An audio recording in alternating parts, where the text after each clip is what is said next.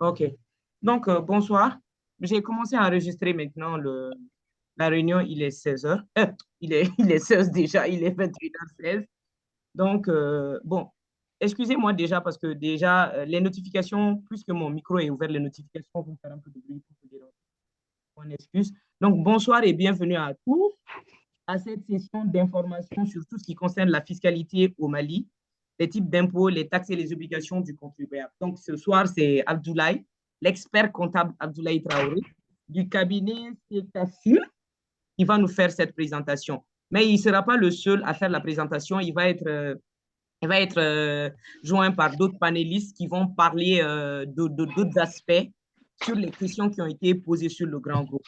Donc, pour tout ce qui concerne en logistique, tout ce qui concerne le bon déroulement de cette, c'est ma connexion maintenant qui est instable, hein, de cette session. Donc, on va demander à chacun de fermer son micro, puisque l'autre qui est live n'est pas automatiquement disponible. Donc, dès qu'il sera disponible, il aura la main mise pour pouvoir couper et ouvrir les micros à souhait. Donc, on va demander à chacun de fermer son micro et de ceux qui ont des problèmes de micro aussi peuvent directement réagir sur le chat à côté, poser leurs questions là-dessus. Donc, Abdoulaye, on va juste donner 15 minutes à Abdoulaye de nous faire à peu près l'ensemble de sa présentation. Et cette présentation aussi sera partagée sur le grand groupe. Donc, moi, je suis chargé du rapportage général, c'est-à-dire que je vais faire enregistrer tout ce que vous aurez dit, les propositions et tout le reste, et je vais vous envoyer un compte rendu avant, à la fin de la semaine sur le grand groupe. Donc, moi, je suis Madame Djara Lalay Chagnare.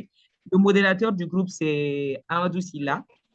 Et ensuite, Baye l'ancien aussi l'initiateur de la réunion. Donc, bienvenue à tous et à toutes. Et la parole est à Abdoulaye. Bien, merci. Bonsoir tout le monde. Bonsoir. Bon, les micros sont... Je suis heureux de vous présenter à titre d'information l'initiation à la fiscalité au Mali, les types d'impôts, taxes et obligations du contribuable. Pourquoi ces titres? Parce que nous sommes nombreux dans divers domaines. Le mieux, c'est de parler de l'initiation de la fiscalité pour que chacun puisse trouver son compte. Je suis expert comptable. La promotion 2000, j'ai fait l'INCG de Tanger.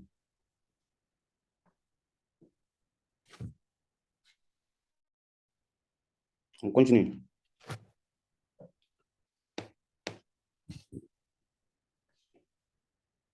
Vous m'entendez? Oui, Abdoulaye, vous parler en même temps. C'est toi qui as la parole. Oui, j'ai la parole, mais il faut défiler. J'ai fait, Ouais, fait la présentation. oui, oui, c'est On ce va que maintenant au programme. Ok, il n'y a pas de souci, ancien. C'est ce que j'essaie de faire tout de suite là.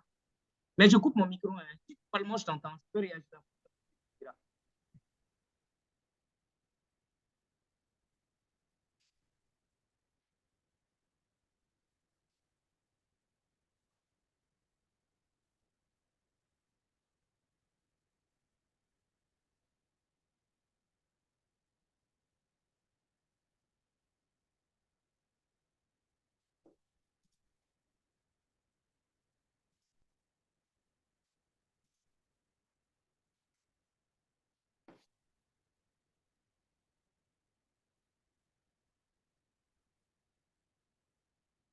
Donc, l'objectif de la formation,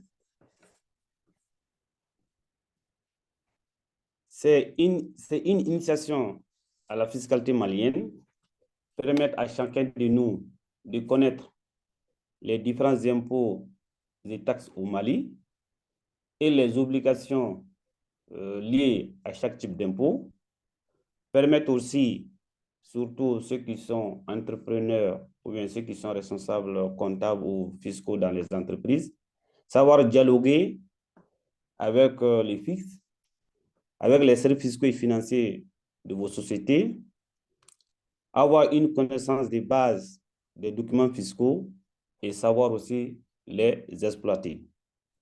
Ce sont les quelques objectifs que nous avons envisagés.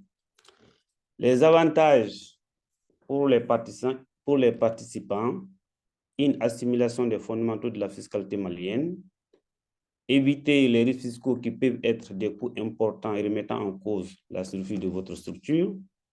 Pour le forum, des discussions et réflexions collectives plus évolutives et efficaces pour une prise de conscience des problèmes fiscaux du Mali. Le programme sera réparti comme suit. Au titre des différents impôts au Mali, on va parler les impôts directs, les impôts indirects, mais avant de développer, on va faire une distinction entre impôts directs et impôts indirects. On va aussi vous parler quelques concepts en fiscalité. Qu'est-ce qu'on entend par redevable? Qu'est-ce qu'on entend par contribuable? Qu'est-ce qu'on entend par assujetti? Généralement, ce sont des concepts-là qui sont fréquents quand vous êtes avec des fiscalistes. Les impôts directs.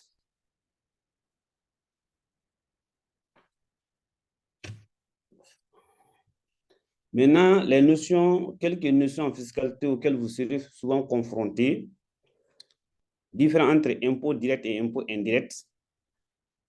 Et ce que j'ai à vous dire de façon simple, on parle de l'impôt direct quand la personne qui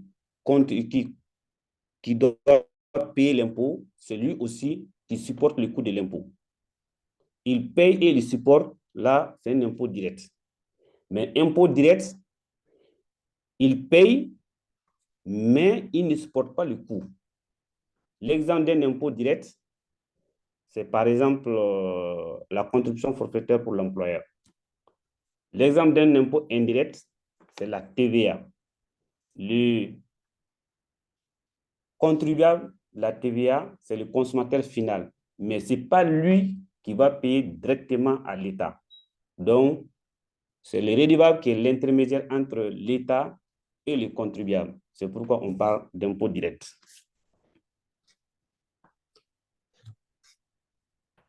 Au niveau, comment on appelle, du contribuable, le contribuable est redevable. Le redevable est la personne qui a l'obligation de payer l'impôt au trésor. Les impôts ne connaissent que le redevable. Le contribuable est la personne qui supporte effectivement le coût de l'impôt. Quand vous prenez la plupart, toutes les entreprises, quelle que soit sa nature, elles sont automatiquement qualifiées de redevables. Maintenant, mais le contribuable, on peut être contribuable sans être redevable, mais on peut être redevable et être contribuable. En ce moment, on est face à un impôt direct. Mais quand on est contribuable, on est face, quand on est contribuable et qu'on n'est pas redevable, on est en présence d'un impôt indirect. Donc, le contribuable est la personne qui supporte effectivement le coût de l'impôt. C'est le cas de la TVA.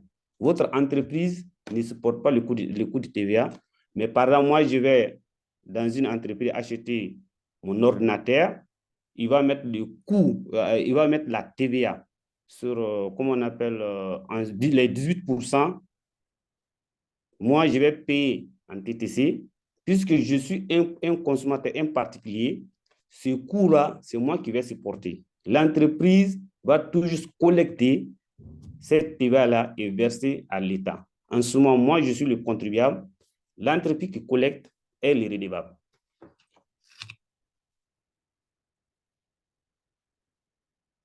Maintenant, on va faire les questions après, quand on va finir. Hein. L'assujetti est défini comme étant toute personne ou tout organisme qui exerce d'une façon indépendante et quel qu'en soit le lieu, une activité économique, quel que soit le but ou les résultats. Donc, on parle d'assujetti, quelqu'un qui exerce une activité économique. Mais cette activité peut être exonérée comme elle peut être imposée. Ce n'est pas parce que c'est exonéré que vous n'êtes pas un assujetti. Maintenant, au niveau des impôts indirects, après avoir fait la distinction entre impôts directs et impôts indirects, donner la différence entre les contribuables, assujettis, on va vous parler maintenant les différents impôts directs. Au titre des impôts directs, nous avons les impôts sur les revenus. Les impôts sur les revenus, ce sont des impôts qui sont taxés directement sur un revenu d'un contribuables. Vous avez à ce titre l'impôt sur les traitements et salaires. En réalité, cet impôt, c'est l'employé qui supporte le coût et non l'employeur. L'employeur ne fait que la retenue et verse à l'État. Maintenant, ici, c'est vrai, c'est l'employeur qui a payé les salaires, c'est vrai, mais quand vous négociez votre salaire, le salaire est parti en 3 parties. Il y a la partie brute, il y a la partie retenue légale, il y a la partie salaire net. Donc, dans le brut là, l'ITS vient en diminution. La personne a négocié son salaire, vous êtes mis d'accord sur le brut. On va diminuer son brut du net. Donc, autrement dit, l'entreprise n'a pas supporté le coût. Donc, l'ITS est payé par l'employeur, mais le coût est supporté par l'employé. Le calcul de l'ITS est un peu complexe et nécessite en réalité une certaine notion. Mais comme nous sommes en initiation fiscalité, on ne va pas rentrer trop dans les détails. Ce qu'on va vous dire, l'ITS est applicable sur toutes les rémunérations que vous versez à vos employés, y compris les avantages. L'ITS est appliqué sur les rentes vengères, sur les pensions, ainsi que les rémunérations des dirigeants des sociétés. Quelles que soient les modalités que vous allez définir, quand vous êtes en présence d'un fils, il va les soumettre à l'ITS. L'ITS aussi est payé, c'est un paiement mensuel, et généralement les 15 du mois suivant. C'est obligatoire, les impôts ne tolèrent pas. C'est un impôt, la pénalité est de 200%. Si vous ne payez pas dans les délais, ou bien si vous diminuez, bien vrai que vous ne supportez pas, mais cette fois-ci, vous allez payer ces 200%. Les pénalités de l'ITS, c'est 200%, contrairement à beaucoup d'impôts. L'impôt sur les revenus fonciers sont imposés dans la catégorie des revenus fonciers les revenus tirés des immeubles bâtis, que ce soit en dur, en banco. Donc, si vous mettez votre maison en location, les revenus issus de ces locations-là, vous devez payer un impôt sur la dépôt qu'on appelle impôt sur les revenus fonciers. Son taux entre 7% et 12%.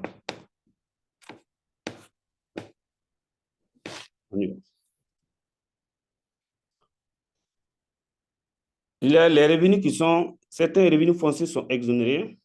Les immeubles non loués, si vous construisez un bâtiment et que c'est vous-même qui habitez le bâtiment, personne ne va vous demander d'impôt sur là-dessus.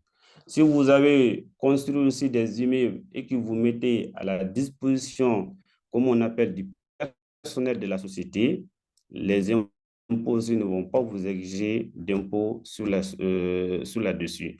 Si vous êtes une entreprise, vous avez construit des immeubles, ces immeubles-là figurent déjà dans votre actif, c'est-à-dire ça figure dans les immobilisations de votre société. Les revenus issus de ces immeubles ne sont pas aussi soumis à l'IREF.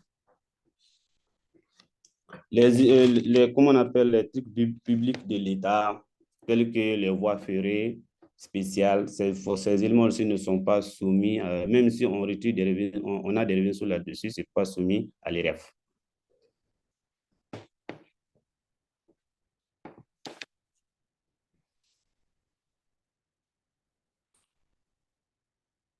L'impôt sur les revenus de valeur mobilière. Ce type d'impôt est très varié et pose d'énormes problèmes à nos entreprises. Si vous avez fait des dépôts dans les banques, les DAT ou bien des épargnes, vous payez cet impôt-là sur les intérêts perçus. Quand vous êtes dans une société et qu'on fait des distributions de dividendes, vous devez aussi payer les revenus sur les dividendes. Vous avez aussi, comment on appelle, les indemnités de fonction, les jetons de présence. Vous êtes administrateur d'une société qui a distribué, qui vous a donné des jetons de présence. Ces jetons de présence sont soumis à l'IREVEM. L'IREVEM est payé généralement après la distribution des dividendes, comment on appelle, les 15e du mois. À défaut, vous ne devez pas dépasser les 30 septembre sans payer. Si vous ne payez pas, les impôts vont vous réclamer avec des pénalités à l'appui. On continue.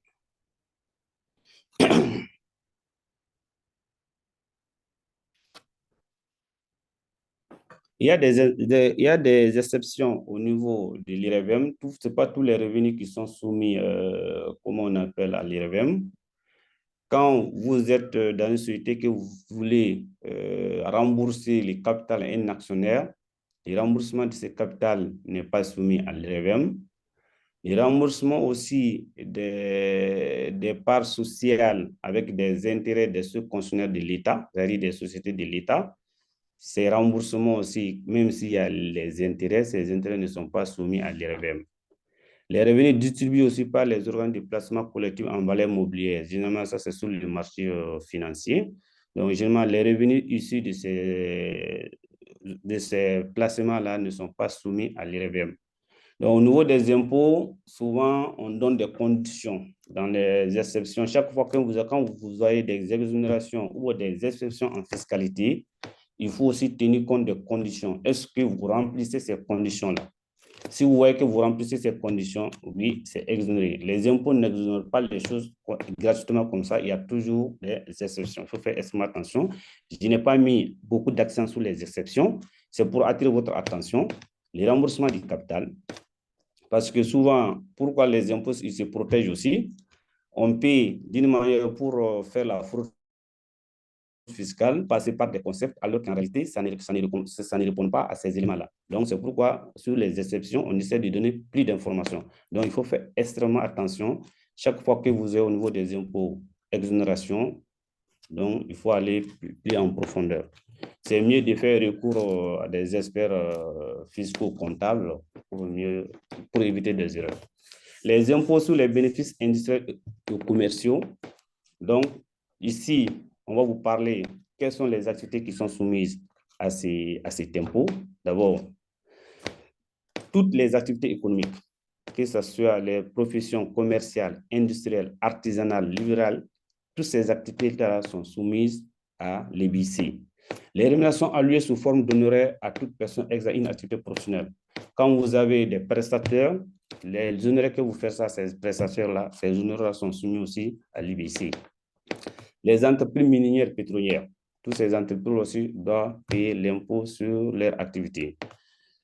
Les entreprises coopératives de consommation, donc vous allez voir aussi dans les exonérations que les acteurs non imposés, il y a ces coopératives aussi qu'on a citées. Maintenant, il faut voir dans quel cas une société coopérative est exonérée, dans quel cas elle est imposée. Il faut faire extrêmement attention. Les coopératives ouvrières de production, elles aussi, vous allez voir dans la partie exonération, on les a citées aussi. Les conditions sont définies. Comme je le disais, elles sont tous là. Les structures coopératives, généralement, elles sont exonérées si l'activité réellement rentre dans le cadre d'une coopération. L'impôt sur les exceptions, nous avons les structures coopératives de consommation qui se bornent à grouper les commandes. Vous avez vu ici, alors qu'on les a mis au niveau de l'imposition, de ces mêmes sociétés sont imposées. Mais ici, on a donné les conditions. La condition est qu'elles vont grouper les commandes de leurs adhérents et distribuer dans leurs magasins de dépôt les produits. Donc, logiquement, les activités qu'elles génèrent, elles n'ont pas de marge. Elle est là, en fait, tout juste pour aider les adhérents. Donc, ici, cette activité est exonérée de l'impôt sur les bénéfices intercommerciaux. Les offices d'habitation économique, ce qui construit les logements sociaux, généralement, ces éléments-là ne sont pas soumis aussi à l'IBC. Les caisses de crédit agricole mutuel. Donc ici, on a cité, mais vous allez voir au niveau des impôts, on a donné plus de précisions pour éviter que les gens ne font n'importe quoi. Les sociétés de prévoyance, c'est-à-dire les GNPS, généralement, ces sociétés-là ne sont pas aussi soumis. Les sociétés coopératives agricoles, les associations agricoles, les sociétés d'assurance. Les conditions sont définies. Maintenant, au niveau de l'impôt sur les revenus, régime d'imposition, nous avons deux types de régimes, le régime de l'impôt synthétique et le régime du bénéfice réel applicable. Quand votre chiffre d'affaires est inférieur à 50 millions, vous êtes automatiquement dans le régime synthétique. Et ce régime d'impôt synthétique, vous pouvez aussi opter pour le régime réel. Mais quand vous optez pour le régime réel, vous ne pouvez pas revenir sur l'impôt synthétique si vous n'avez pas fait 3 ans. Donc, la contrainte, quand vous optez, vous êtes dans le régime synthétique, vous voulez aller au régime réel, la contrainte, dès que vous avez accepté d'être dans le régime réel, la contrainte, il faut que vous ayez au moins 3 ans dans les régimes réels avant de revenir à l'impôt synthétique. Au niveau de l'impôt synthétique, au niveau du régime réel, nous avons des systèmes. Il y a les systèmes réels simplifiés et les systèmes normaux. C'est quand votre chiffre d'affaires est compris entre 50 millions et 250 millions, vous êtes au régime réel simplifié. Quand le chiffre d'affaires est supérieur à 250 millions, vous êtes au régime normal. Chacun de ces régimes, en réalité, a ses avantages et ses inconvénients. C'est pourquoi, quand on vous parle généralement dans les optimisations fiscales, c'est là où on fait des analyses, voir est-ce que si je suis, mais même si j'ai le droit de rester dans l'impôt synthétique, est-ce qu'en venant dans le régime réel, je n'ai pas des gains à dégager? C'est à partir de là les fiscales que les experts se servent pour parler de l'optimisation fiscale. On ne triche pas, on se sert de ces textes-là pour voir quel est le système qui vous arrange le mieux pour que vous payiez moins d'impôts en étant dans les droits.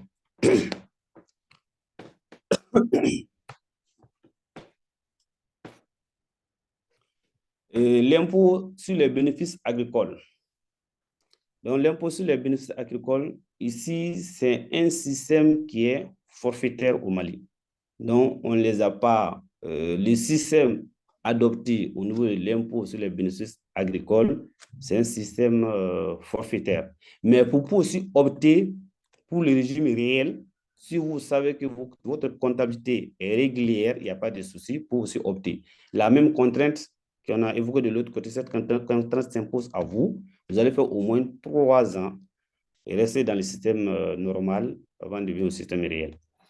Donc,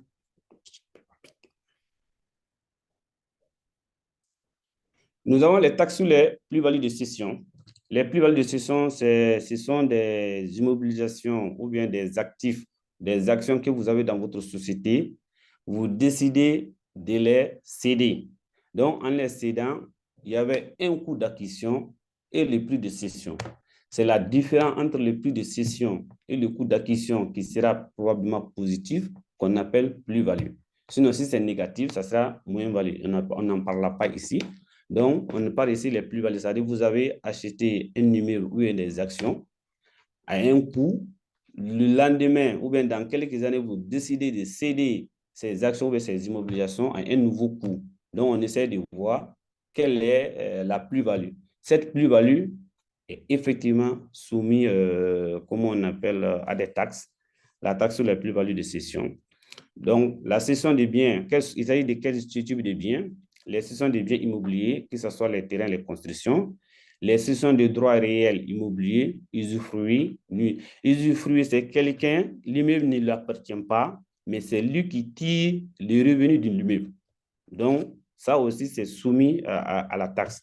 Le nouveau propriétaire, lui, l'immeuble l'appartient, mais il ne tire pas de fruits dans son immeuble. La seule chose qu'il a, c'est pour pouvoir, il a le droit de vendre son immeuble. La taxe sur la plus-value de cession, toutes les taxes aussi ne sont pas soumises, comment on appelle, à la plus-value de cession. Il y a certaines, les biens d'occasion. Par exemple, vous avez votre véhicule, vous êtes parti acheter chez, comment on appelle, les gens qui vendent les véhicules sur les parkings. Là. Donc, vous partez acheter ces genres de véhicules. Quand vous décidez de revendre ça, vous ne devez pas payer des taxes sur là-dessus. Maintenant, la contribution des patentes. Les personnes, toute personne malienne ou étrangère qui exerce au Mali, un commerce, une industrie, une profession non explicitement exemptée et assujettée à la contribution de la patente. Donc, chacun de nous connaît la patente. C'est dans les appels d'offres, on voit son exigence. Elle est annuelle et personnelle. C'est-à-dire, si on dit qu'elle est annuelle et personnelle, c'est-à-dire même si vous avez plusieurs sociétés, Vous payez la patente au nom d'une telle société. La patente la sert uniquement pour cette société. L'effet habituel d'une profession comporte c'est l'imposition de droits fixes. Donc, la complication de la patente, il y a deux droits. Il y a le droit fixe et le droit proportionnel. Donc, le droit fixe est défini dans les tableaux du Code général des impôts. Vous voyez la tranche de votre chiffre d'affaires. Vous allez vous positionner, comment on appelle, à partir de la tranche. Vous prenez ça comme le droit fixe. Maintenant, le droit proportionnel, ça se calcule soit à partir de la valeur locative. Vous êtes en location, comment on appelle, dans un immeuble. On vous donne le contrat de bail est là. C'est pourquoi vous allez voir le contrat de bail est toujours enregistré aux impôts. Et c'est les impôts qui vont vous dire voici votre patente. Maintenant, les entreprises industrielles, celles qui sont sur leur propre siège, là, on calcule sur la valeur de leur immobilisation. Donc, ça, c'est encore plus cher. On prend tout ce qui est installation industrielle, les terrains, tout. On inclut ces valeurs-là. On applique 10% à la valeur et on applique encore 5% pour avoir. Il y a aussi d'autres droits, les droits qu'on paye aussi à la Chambre de commerce. C'est l'ensemble de ces éléments-là qui vont composer votre patente.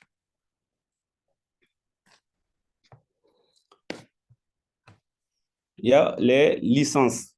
Donc, généralement, la patente et la licence, il y a une différence. C'est-à-dire, on donne la licence à des gens qui font à des contribuables qui font des ventes en gros ou en détail de boissons aquafermentées, soit à consommer sur place, importées. Généralement, c'est quand vous faites des opérations à l'étranger, et généralement, on vous demande cet état-là. Et la licence, elle ne comporte qu'un seul droit fixe.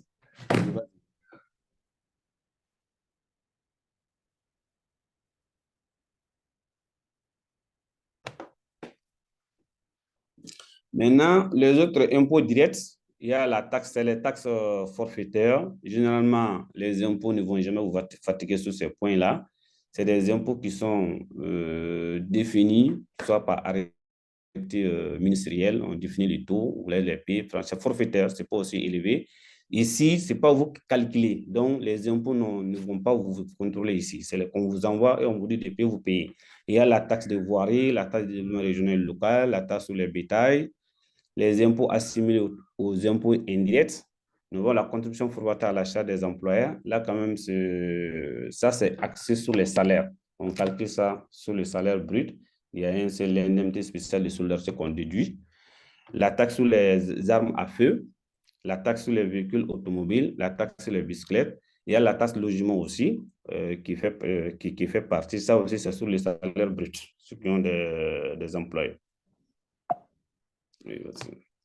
Les impôts indirects. Au titre des impôts indirects, nous avons un impôt qui est quand même très délicat. C'est la taxe sur la valeur ajoutée. Bon, c'est pour ça qu'on a mis beaucoup d'abord. Il y a les opérations qui sont imposées à la TVA. C'est toutes les opérations relevantes d'une activité économique, que ce soit les livraisons de biens, les prestations de services. Donc, ils sont imposés à la TVA. Mais les impôts, le Code général des impôts peut donner des activités qui sont exonérées. On va en parler.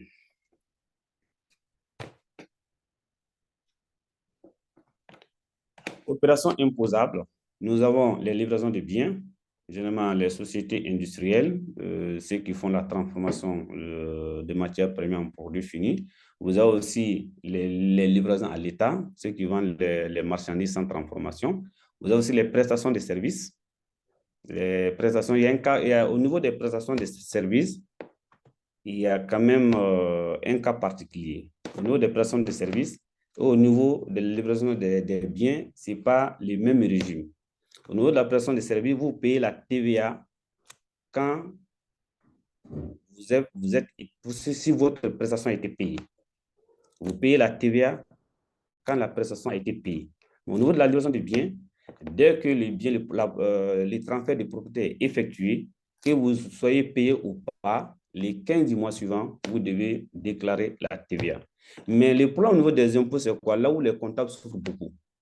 Par exemple, moi, j'ai fait une prestation intellectuelle au niveau de la manutention. manutention ne m'a pas payé, mais au niveau de la déclaration de manutention fait quoi, comme quoi elle a une TVA récupérable sur mon activité. Donc, quand la manutention met ça, les infos m'appellent pour me dire, ah, toi, dans tes déclarations, il y a tant de TVA que toi, tu n'as pas déclaré, alors que manutention a mis.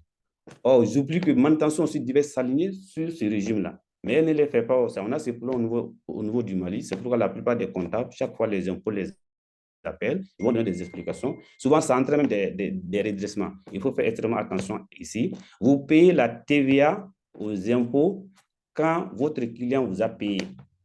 Les mêmes aussi, vous devez déduire la TVA quand vous avez payé votre fournisseur.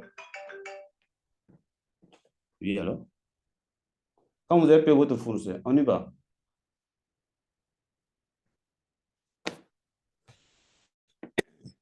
On a déjà défini au niveau de le concept de sujetti. Pour être assujetti à la TVA, il faut que votre chiffre d'affaires dépasse les 50 millions. Si ça ne dépasse pas les 50 millions, vous êtes d'origine synthétique, vous n'avez pas l'obligation de mentionner la TVA sur vos factures. Même si vous mentionnez, les impôts, on ne doit pas accepter.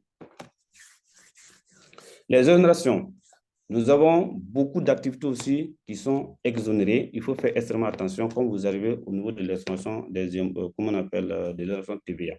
Donc, on a cité beaucoup d'activités, tout ce qui est lié à l'agriculture, les produits agricoles, surtout si ce n'est pas transformé. Mais les problèmes de transformation, parce qu'il y a cette confusion, on a beaucoup d'unités industrielles aujourd'hui qui font la recondition. La recondition n'est pas la transformation. Donc, les impôts font l'amalgame. Souvent, on regrette des entreprises sur des choses alors que ce n'est pas une transformation, c'est le reconditionnement. La transformation, quand le produit change d'état physique.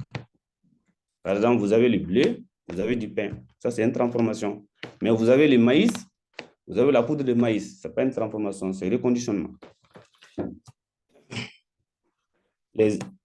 Il y a aussi un tableau, beaucoup de tableaux au niveau du Code général des impôts qui vont vous citer des produits vétérinaires qui sont exonérés, des produits sanitaires qui sont exonérés, des produits agricoles qui sont exonérés. C'est beaucoup de pages quand même. Ça peut vous aider aussi si vous êtes dans ces éléments-là. Maintenant, au niveau des impôts indirects, on a aussi des impôts forfaitaires et on a d'autres impôts indirects qui ne sont pas forfaitaires, hein, le taux est très élevé. Impôt sur certains produits, surtout pétrole, taxe sur les actifs financiers, ça c'est 17% au niveau de la banque, taxe intérieure sur les produits pétroliers, contribution de solidarité sur les billets d'avion, taxe sur l'accès au réseau de télécommunications ouvert au public, taxe due par les exportations d'or et autres produits miniers non régis par le code minier.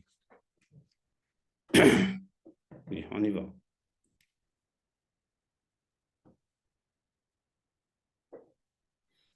Les droits d'enregistrement. Bon, généralement, ces types d'impôts ne font pas trop d'objets de contrôle au niveau des impôts. Les seuls contrôles que les impôts font si vous n'avez pas passé l'acte à l'enregistrement. Sinon, si vous passez l'acte à l'enregistrement, si les impôts font des erreurs, ça ne vous engage pas. Mais l'obligation chez vous aussi, tous les actes que vous avez, si vous avez des doutes, vous demandez à un spécialiste, sinon c'est à défaut, présenter ça aux impôts pour l'enregistrement. Ça vous protège moins. Il y a les actes de mutation à titre onéreux, à titre gratuit. Que ce soit à titre onéreux, à titre gratuit, vous devez passer à l'enregistrement. À l'enregistrement, tout n'est pas dit que tout est... Vous allez payer des charges partout, non.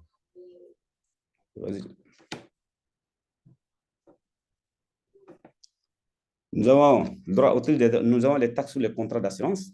Donc, quand vous avez votre police d'assurance, vous allez voir une taxe. La taxe là n'est pas récupérable, ce n'est pas de la TVA. Donc, c'est une charge que vous devez supporter. On passe. Les droits de thème. Au niveau des droits de thème, nous en avons plusieurs. Mais les droits de thème où les impôts fatiguent beaucoup les entreprises, c'est les thèmes de quittance. Quand vous faites des versements en espèces. Donc, quand vos clients paient des versements en espèces, j'avoue qu'il y a une partie du Code général des impôts qui a donné des montants à payer. Chacun de vous doit le savoir aussi. Quand vous payez des factures de Orange, vous payez des factures de l'EDM, vous voyez sous la facture les montants TTC. En Suisse, si vous payez en espèces, voici le montant du thème que vous avez payé. Donc, nous avons les thèmes de dimension. Ça, c'est les droits de thème que vous devez payer, les actes des notaires, des huissiers. les timbres proportionnels. Bon, ça, c'est des timbres que vous devez payer au niveau, comment on appelle, de certains actes aussi, comment on appelle, les timbres des quittances. Ça, c'est les reçus. Timbres des contrats de transport. Ça, c'est généralement 1000 francs qu'on doit payer. Les timbres afférents à la délivrance de certains documents. Il y a certains documents aussi, quand vous essayez de voir, tels que les casiers judiciaires, il y a beaucoup de documents administratifs. Quand vous faites, on vous dirige des timbres, les demandes adressées à une administration, on vous demande des timbres. Maintenant, les droits de conservation foncière, il y a les droits perçus au profit du budget, émolution des conservateurs, ça c'est le foncier. Bon, généralement, on calcule tout ça, on vous donne les comptants, moins de problèmes là-bas. On y passe. Maintenant, le plan de déclaration, vous avez deux types de déclarations, soit vous avez fait une déclaration mensuelle ou bien vous faites une déclaration annuelle. Mais il y a certains régimes qui peuvent faire des déclarations, mais les impôts ne mettent pas d'accent sur là-dessus, les 15 chaque 3 mois trimestriels. Maintenant, nous, on va retenir les déclarations mensuelles. Les déclarations annuelles, généralement, c'est l'ITS, tout ce qui est l'impôt sur les revenus fonciers, la taxe foncière, la patente professionnelle licence, taxe sur les véhicules automobiles, l'impôt sur les bénéfices agricoles, l'IBC, patente sur le marché, taxe touristique. Maintenant, généralement, la plupart de ces impôts sont payés avant le 1er mai. Mais en ce qui concerne l'IREVEM, je vous avais déjà dit, c'est payé avant le 30 septembre.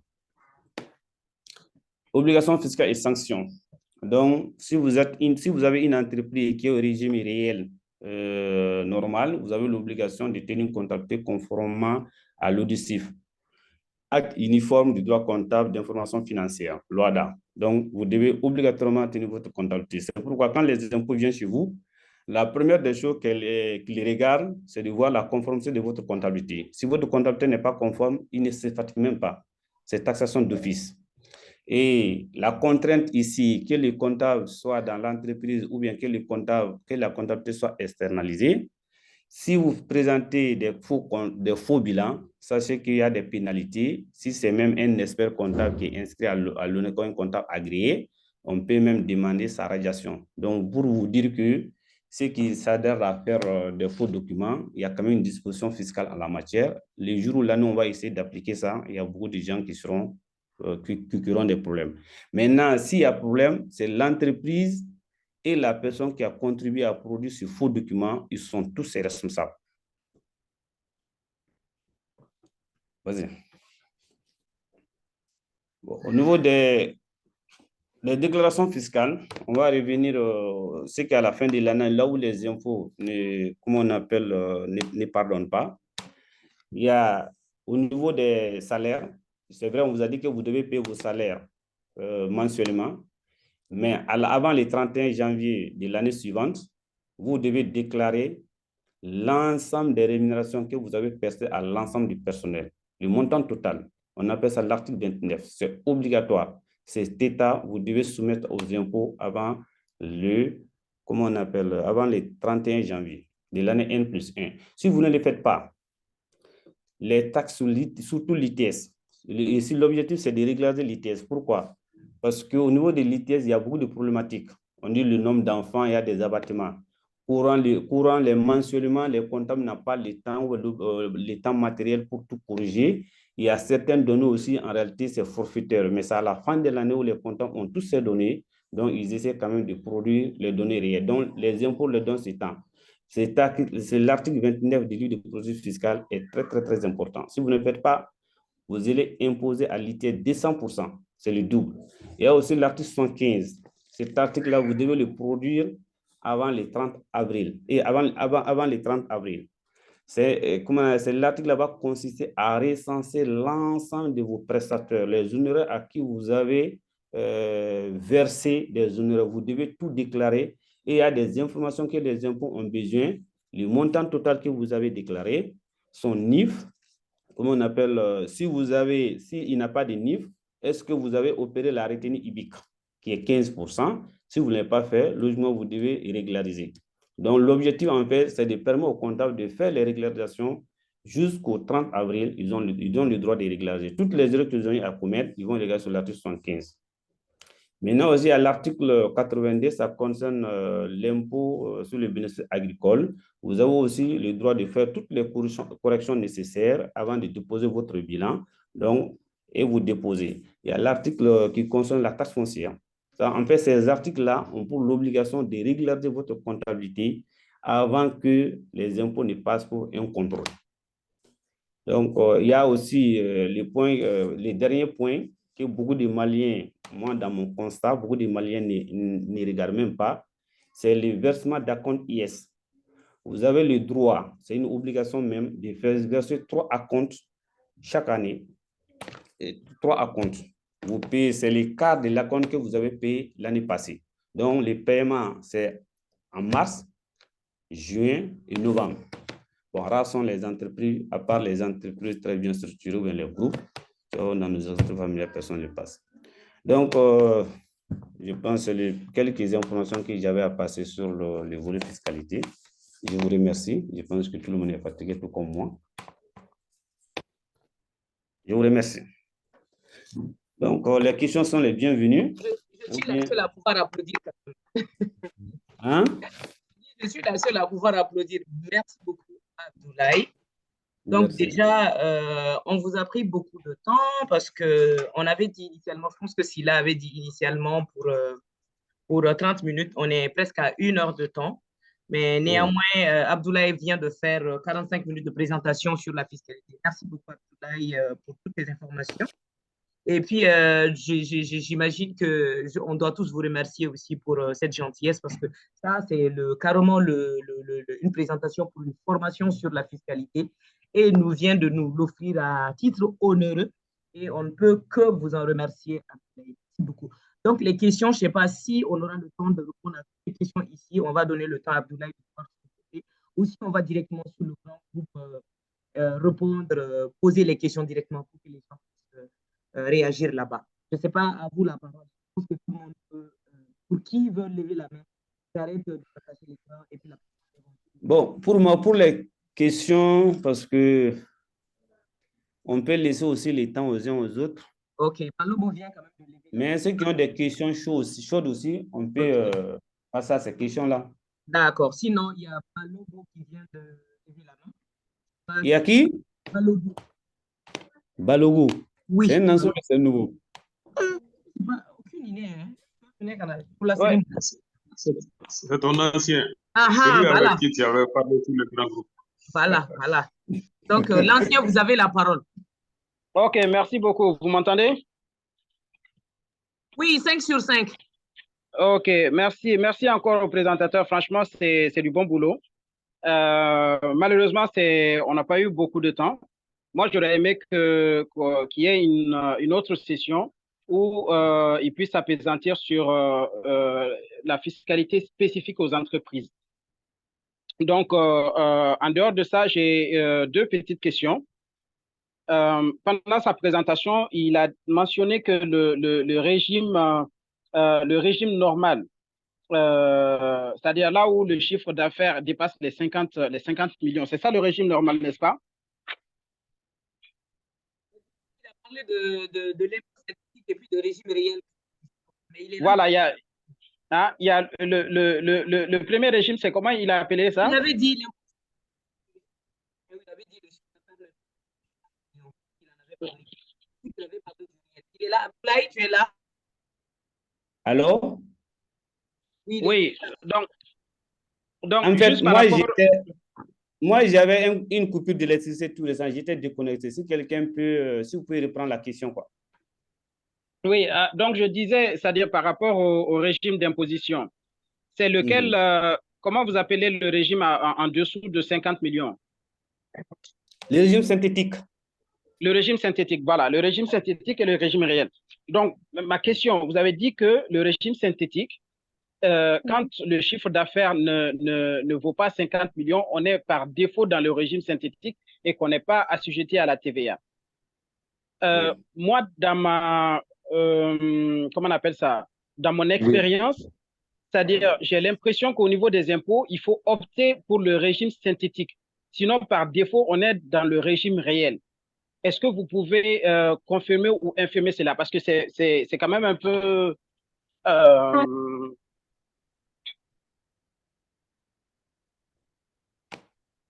je suis confus Alors, par rapport à ça. Oui. bon, par rapport à la question Mhm. impôt synthétique, impôt réel, Oui. moi, personnellement, je pense que peut-être l'agent d'impôt n'a pas toutes les informations sur votre société. Mhm. Sinon, si votre chiffre d'affaires est inférieur à 50 millions, le régime par défaut, c'est le régime synthétique. Mais vous pouvez opter pour le régime réel simplifié. Mais les impôts ne peuvent pas vous obliger à être dans le régime réel parce que ce n'est pas le régime par défaut. D'accord. Donc, le régime par défaut, c'est le Vous régime... avez le droit, vous faut quand même aussi comprendre que le contribuable a des droits. Même Mhm. quand les impôts partent faire le contrôle chez vous, ils vous remettent la charte du contribuable. Et toutes les informations sont données là-bas. Ce que vous pouvez faire, les impôts, on vous donne toute cette liberté. Je vous confirme, quand le chiffre d'affaires est inférieur à 50 millions, vous êtes au régime synthétique. D'accord. Mais si c'est ma première année, j'ai pas encore... Ah oui, la première année, on est exempté, c'est ça?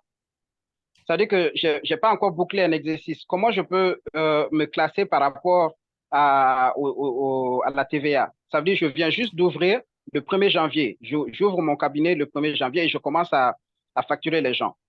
Donc, par défaut, je suis sur le régime synthétique. C'est ça? Non, pas forcément, parce que logiquement, si vous travaillez avec, si les agents des impôts, logiquement, pour avoir votre régime synthétique, on doit vous demander votre business plan. D'accord. En fait, c'est pour aider les impôts. Mais si vous savez que dans votre conduite d'affaires, votre chiffre d'affaires ne dépassera pas 50 millions, vous devez faire votre business plan et vous allez les présenter ça. Les impôts, ils vont prendre.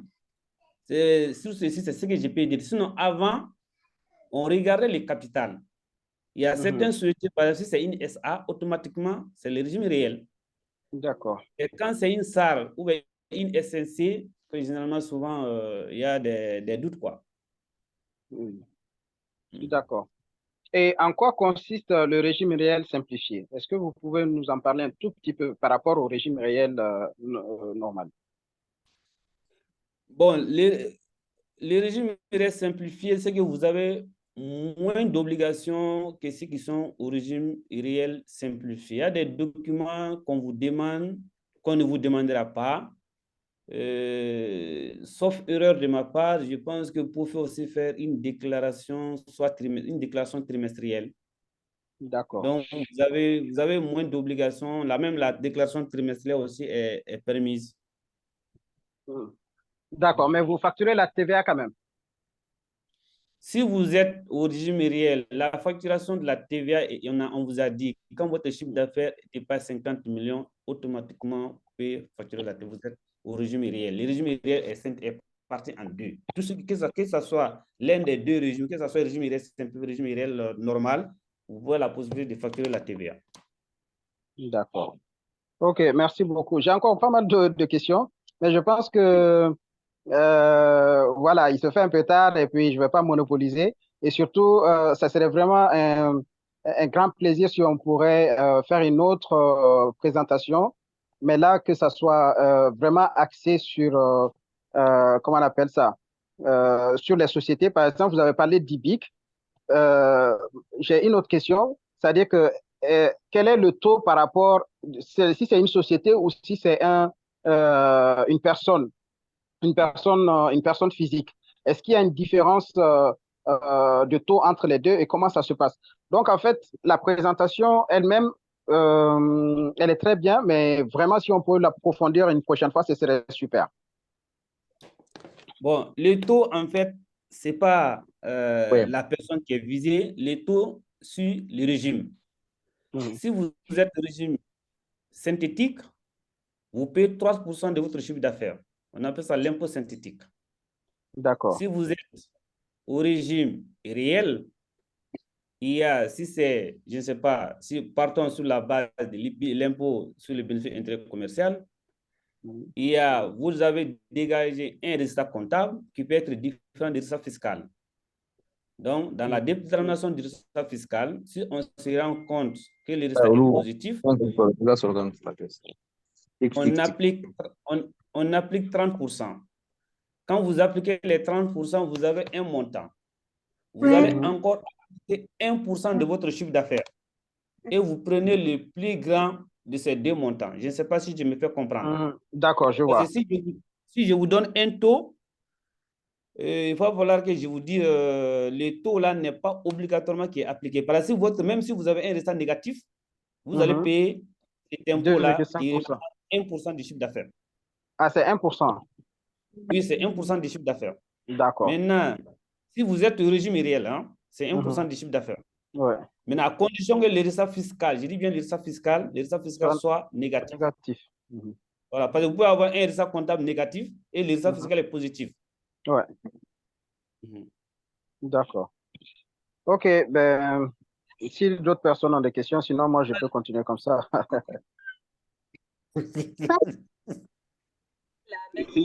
OK, c'est compris, Balobo. Voilà, Balobo. Oui. Donc, je ne sais pas comment on va procéder parce qu'il est déjà 22h07. Donc, ce qu'il a est là. Si on donne la possibilité à ceux qui veulent approfondir sur ces questions, de contacter directement Abdoulaye via le grand groupe en posant les questions. Je pense qu'il est ouvert à répondre à ces questions, que d'autres pourront aussi en profiter s'il y a des gens qui ont des questions là-dessus. Surtout s'il y a des gens. Parce que moi aussi, j'ai des questions à poser si on a des agents des impôts parmi nous. Parce que j'ai vu beaucoup de choses au niveau de leur site là. Franchement, j'étais mal à l'aise. Les choses comme il y a beaucoup de dispositions de la loi malienne sur la fiscalité. Franchement, sur leur site, ce n'est pas à jour. Or, quelqu'un qui est à l'étranger, qui veut avoir des informations sur la fiscalité malienne, j'ai vu plein de trucs. Franchement, ça m'a mis beaucoup de temps. Je me suis rendu compte que sur les sites, les informations. OK. Je ne sais pas. Abdoulaye, OK, c'est bon, ces questions. Je pense qu'il doit y avoir des gens qui ont été invités de la Direction générale des impôts, que Silla me disait, parce que son micro ne fonctionne pas. Sinon, il avait déjà contacté les gens. Dès qu'on fait la loi Ici. Donc, je ne sais pas si on va demander à Mbaye de fermer ça les fait à la DGI. Voilà. Et en plus, je pense que si on va demander à Mbaye d'interrompre, de clôturer cette réunion, et on va directement continuer sur le grand groupe avec les questions directement là-bas. Et on va donner le temps aussi à Abdoulaye de pouvoir récupérer un truc après 5 minutes de réunion avec nous. Donc, si tout le monde est d'accord, s'il n'y a pas d'autres questions brûlantes, donc on va devoir clôturer cette réunion pour cette soirée et on continue sur les discussions. Ça, c'est à l'appréciation aussi du modérateur là. Même si tu ne reçois pas, si tu peux envoyer le mail pour donner ton point de vue là-dessus avant qu'on ne passe plus là-dessus.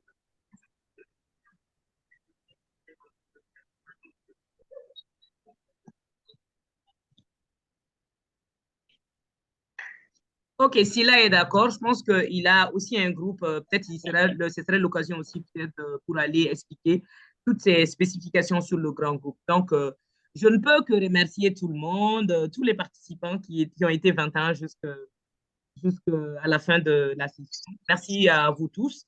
Merci, big merci à Abdoulaye. Je viens d'enregistrer la session.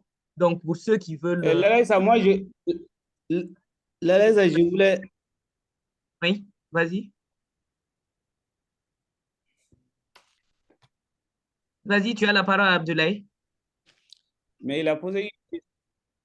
Oui, M. Maïga a posé une question, effectivement, que je lui donne parfaitement raison, parce que quand il a parlé les droits des sociétés, mais j'aimerais qu'une autre personne prenne la main par rapport à ça. J'ai quand même déjà préparé une documentation sur ça même, pour chaque type de société, mais j'aimerais qu'une autre personne, je peux le passer là. Toi-même, tu peux présenter ça, je te donne le document. Qui va présenter tu vas présenter ça. Ça, franchement, moi, je connais. Je pense que c'est très... Non, écoute-moi, je pense qu'il a dit c'est très, très important parce Oui, que moi, j'ai rencontré pas mal d'entrepreneurs maliens qui me disent clairement que je leur dis des choses, depuis qu'ils sont adaptés, ils n'ont jamais appris. OK. Ils ne savent Oui, même pas, effectivement. quand on clôture un exercice, quelles sont les activités qu'on doit faire, comment arrêter les comptes, comment on doit faire une assemblée générale, qu'est-ce qu'on doit faire, la différence entre le patrimoine de la société et le patrimoine de l'employeur. Franchement, il y a beaucoup d'entreprises qui ont ce souci. Je donne parfaitement D'accord. raison à M. Maïga. OK. Oui, oui, on est d'accord avec M. Maïga, mais je pense que vous pouvez continuer à approfondir les questions sur le grand groupe et on aura toute la semaine pour pouvoir encore discuter de cette histoire de question de fiscalité sur le Mali. Et là, au besoin, si on voit que c'est toujours des attentes, sur la question, on va essayer de voir avec et notre question sur la donc, je voudrais juste que ça ne prenne pas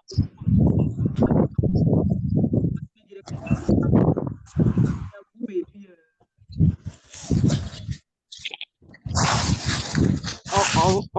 On vous entend très